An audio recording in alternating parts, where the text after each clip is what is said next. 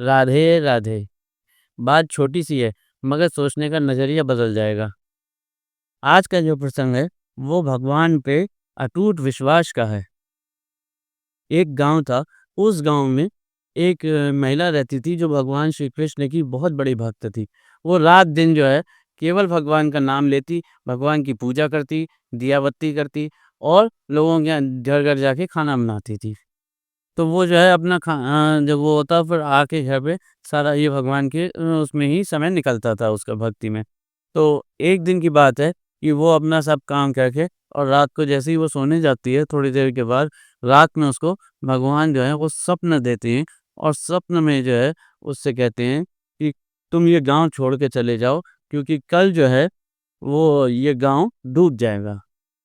तो वो एकदम चौंक के उठ जाती है कि भगवान मेरे सपने में आए और ये सब बता के गए हैं।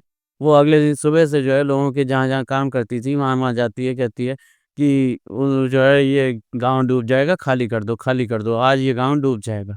तो लोग कहते हैं कि तुम पागल तो थी, क्यों? क्योंकि वो भक्ति करती थी। भक्ति में जो लोग होते हैं लोग उन्हें कभी-कभी कह देते हैं कि भई पागल है ये, इसकी बात का विश्वास मत करो। लेकिन तो वही कह बोले सब लोग कि तुम पागल तो थीं, लेकिन अब पागलपंती में भविष्यवाणी भी करने लगीं कि ये गाँव डूब जाएगा। अरे! डूब जाएगा तो डूब जाने दो, तुम्हें जाना है तो तुम जाओ, हम नहीं जाएँगे। उन्होंने कहा कि नहीं भगवान श्री कृष्ण ने सपने में आके कहा है, तो जो है सब लोग अपनी-अपनी जान बचा लो और गाँव छोड़ के जो है चले जाओ। कोई उसकी बात का विश्वास नहीं करता बल्कि मज़ाक बनाते हैं। खैर, तो वो एक बैलगाड़ी वाला होता है, वो उसकी बात मानता है। तो वो जानता है कि ये सच्ची भक्त है और उससे वो भी भक्त होता है। तो वो कहती है कि ये गाँव डूब जाएगा, तो चलो। तो उसकी बैलगाड़ी होती है, तो वो अपना सामान भी रख लेता है उसमें और ये जो है सब लोग क्योंकि ये कृष्ण की भक्त थीं, तो इसलिए लोग इन्हें कृष्णाबाई कहते थे। तो वो कृष्णाबाई अपना सारा सामान रखती हैं। इनका ये शेड्यूल होता था कि वो रोज़ भगवान के लिए अपने हाथ से माला बनाती थी। वो माला जो तैयार होती थी, वो ठाकुर जी को पहनाती थी। ख़ैर, अब वो जो है जल्दी-जल्दी उन्होंने अपने ठाकुर जी भी लिए और सब कुछ लिए और गाँव छोड़ के जाने लगीं। तो जब जाने लगीं, तो लोगों ने देखा और हँसने लगे कि देखो ये पागल हो गई पूरी और ये गाँव छोड़ के जा रही है क्योंकि ये गाँव आज डूब जाएगा। फिर वो आगे जाती है। आधे रास्ते में भगवान उसको कुछ ऐसी प्रेरणा देते हैं कि उसको ये याद आता है कि वो जिस सुई से वो जो है वो भगवान की माला बनाती थी, धागे में पिरो के, वो जो है आज वो सुई जो है उसकी वो घर पे रह गई है। अब सारा सामान तो ले आई, वो सुई जो है एक छोटी-सी वो वहाँ रह गई। तो ये अपनी बैलगाड़ी वाले भैया से कहती है कि भैया ज़रा वापस चलो, कुछ सामान रह गया है। तो वो जल्दी से गाड़ी मोड़ता है, फिर वापस आता है, तो रास्ते में ये लोग देखते हैं, तो वो लोग कहते हैं कि भैया तुम्हारे कौन से ज़ेवरात अभी यहाँ दबे रह गए, जो लेने दोबारा आ गई। जल्दी से चली जाओ नहीं तो ये गाँव डूब जाएगा। तो वो मज़ाक बनाते हैं, लेकिन वो आती है, वो सुई लेती है और लेके जो है, वो वापस जाती है।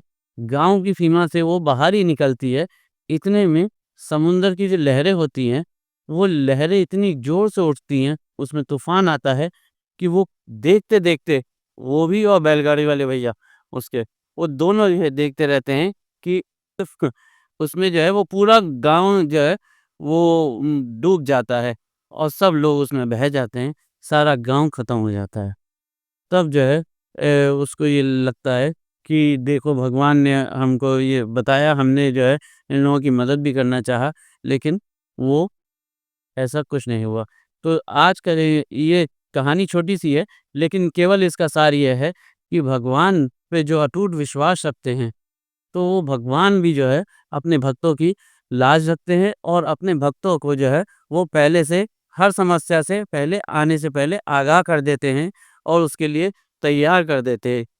तो वे इसमें जो भक्त होते हैं, वो आप ये समझिए कि वो कोई भगवान के जो भक्त हैं, जो भगवान की दिन-रात पूजा करते हैं, वो साधारण भक्त नहीं होते हैं, बल्कि उनमें भक्त में एक अजीब एक जिसे कहते हैं अटूट ऊर्जा होती है और उस ऊर्जा से जो है, उसकी केवल एक सुई रह गई थी उस भक्त की गाँव में, तब तक उस गाँव पे कोई आँच नहीं आई और जैसे ही वो सुई को जो है अपने लेके गई, उसके बाद जो है, वो पूरे का पूरा गाँव जो है तहस-नहस हो गया, डूब गया।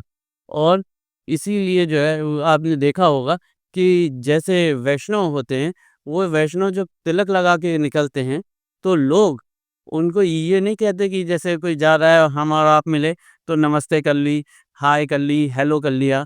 नहीं, अगर उसके माथे पे वैष्णव तिलक है, तो अपने आप भाव ऐसा हो जाएगा सामने वाले का कि वो उसे राधे राधे, जय श्री कृष्णा ये कह के संबोधित करता है।